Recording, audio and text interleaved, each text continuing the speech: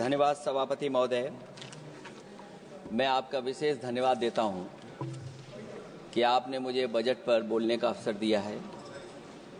मैं अपने सभी साथी जो विपक्ष के बोले हैं उनसे अपनी बात को जोड़ते हुए मैं भी इस बजट के विरोध में खड़ा हुआ हूं। अध्यक्ष महोदय, ये बजट टारगेटेड बजट है, ये बजट फोकस्ड है। ये टारगेटेड फोकस्ड उन लोगों के लिए है जो बहुत संपन्न हैं, बड़े लोग हैं, उद्योगपति हैं, उनके लिए ये बजट बना हुआ है। और जो बात कही जा रही है कि भारत को विकसित राष्ट्र बनाने के लिए मुझे इसमें कोई रोड मैप नहीं दिखाई देता है। और रोड मैप इसलिए नहीं दिखाई देता अध्यक्ष महोदय कि जैसे ही बजट आया, सभापति महोदय, जैसे ही बजट आया हम लोगों ने वो तस्वीरें देखी हैं। वो जो तस्वीरों में दिख रहा है, इधर हाथों में हथकड़ी और पैरों में बेड़ियां, क्या सभापति महोदय 10 बजट इस देश के लिए इसलिए बनाए गए थे कि जब 11वां बजट आएगा तो पूरा देश और पूरी दुनिया ये देखेगी कि भारत के लोग हथकड़ी लगा करके और बेड़ियों को लगा करके भारत लौटाए गए। सभापति महोदय, मैं आपके माध्यम से ये बात कहना चाहता हूं कि अमेरिका जा रहे हैं तो पिछली बार हीरा लेकर के गए थे,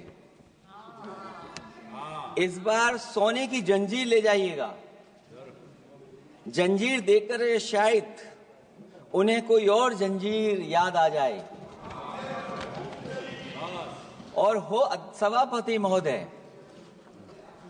हो सके तो कुछ बच्चे और महिलाओं को अपने साथ तो नहीं, किसी और जहाज में साथ लेते आएगा। वो जहाज भी तो भारत का ही होगा। इतना हक तो उनका बनता ही है कि कम से कम दूसरों की ठगी से शिकार कुछ लोग तो बाइज्जत देश लौट सकें। वैसे सवाल ये भी है कि आपके रहते ऐसी ठगी कैसे फल फूल रही है। और सभापति महोदय, इस ठगी से सबसे ज्यादा अगर प्रभावित कहीं के लोग हैं तो वो गुजरात के प्रभावित लोग हैं। क्या यही सभापति हमारे विकसित भारत की तस्वीर है? यादव जी, आप सीनियर मेंबर हैं। सभापति पार्लियामेंट्री वर्ड जो आप बोलते हैं थोड़ा सा सोच समझ कर बोलिएगा। ये ठगी वर्ड जो है थोड़ा सा इसको हटा दीजिएगा। सभापति महोदय, एक दूसरी तस्वीर में हम लोगों ने देखी, महाकुंभ, जो 144 साल बाद एक झूठा प्रचार किया गया। 144 साल। सभापति महोदय, बोलने दीजिए। सभापति महोदय, कुछ पॉइंट रेज करा। सभापति महोदय, ये एक मिनट रुकिए, एक मिनट, जस्ट मिनट, एस्ट्रोनॉम, एक मिनट please, honourable member please, Yadav ji एक मिनट प्लीज, आप बैठे। सभापति महोदय, यादव जी आप बैठे, एक मिनट, आप बोलिए। संविधान का आर्टिकल 25, 26, 27 और 28 ये कहता है कि आप किसी भी रिलीजन के खिलाफ किसी प्रकार की बातें नहीं कर सकते।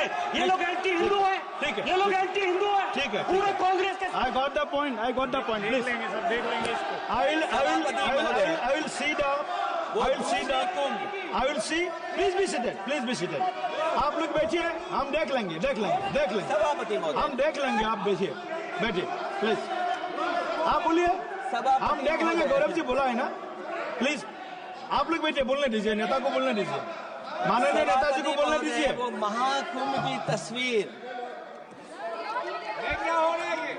ये भड़काना चाहते हैं, ये भड़काना चाहते हैं। सभापति महोदय, ध्यान भड़काना चाहते हैं। एक मिनट, कोई भी ऐसा करके नहीं आए हो, कोई भी आस्था के विरुद्ध में बोला, आपको कोई उसको हटा अधिकार दीजिए। नहीं बनता है, आप स्नान करके नहीं आए हो। आपने स्नान नहीं किया कुंभ में। बोल दिया मैंने, सभापति बोल दिया महोदय, मैंने, बोल दिया प्लीज। आप हटा दिया जाएगा वो। सभापति महोदय, इन्होंने कुंभ में स्नान नहीं किया। आप इधर देखिए, शहर पर देखिए, उधर मत देखिए, शहर को संबोधन कीजिए। अगर फोटो आई होती तो मैं जैकेट वाली भी फोटो देख लेता। आपका कोई गलत फोटो दिखा है, सभापति महोदय, ऐसा लग रहा है। विकसित भारत की जो दूसरी तस्वीर देखी जी, वो तस्वीर न केवल हम लोगों को दुख पहुंचाती है, बल्कि तमाम वो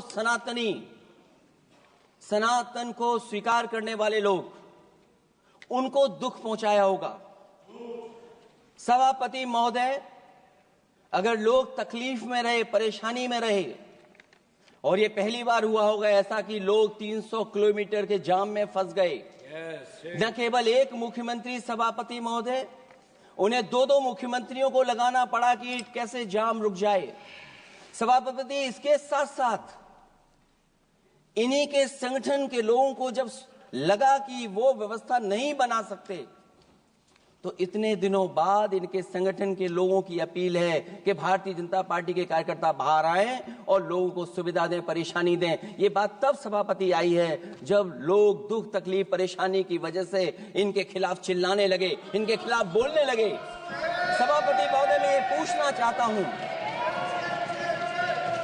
जिस स्नान के लिए प्रधानमंत्री गए हो, देश के राष्ट्रपति गए हो, उपराष्ट्रपति गए हो, मंत्री गए हो, क्या यही विकसित भारत की तस्वीर होगी जिसमें आप ट्रैफिक मैनेज नहीं कर पा रहे हैं? आप हर शहर में ये कहा गया कि कोई शहर से निकले नहीं, सब के सब वहीं पर रुक जाएं, आगे नहीं जा सकते, दर्शन नहीं कर सकते। अगर ये सच्चाई नहीं है सभापति महोदय, सब बॉर्डर सील हुए हैं, जितना भारत के लोग सब बॉर्डर सील हुए हैं, और फिर चांद पर पहुंचने का क्या फायदा जब जमीन की समस्याएं न दिखती हों आपको, जमीन की समस्याएं न दिखती हों।